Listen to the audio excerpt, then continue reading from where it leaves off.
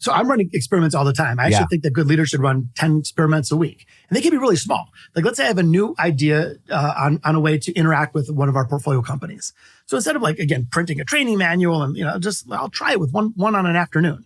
And afterwards I say, how did that feel for you? And they'll say, oh, it was awful. I hated it. Okay, stop. We won't do that again. Mm-hmm. It's like, oh, that was pretty cool. It was helpful. Oh, was there anything I could have improved on? How would you refine it if I was going to try that again? Mm-hmm. And so they don't have to be like a formal, you write it down wearing a lab coat with a clipboard. They can just be these little tests that you're doing all the time. Mm-hmm. But I'll share one entrepreneur one that I just learned about, which I thought was so cool. It's a little bit bigger scale.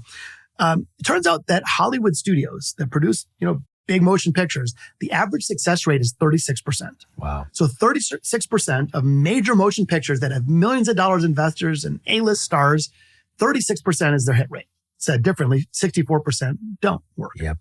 Very low. Enter Reese Witherspoon.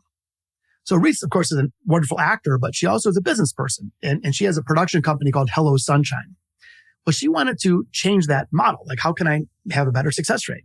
And her answer was experimentation. But she did it in a really clever way.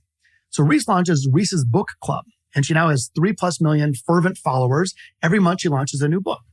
And there's real value, by the way. It's not a trick or anything. But here's the cool part. Before she promotes a book, she signs a deal with the author, and she now maintains, at a very low cost, all the production rights, the movie rights, the derivative rights, etc. So then she launches it and promotes the book, and she measures it.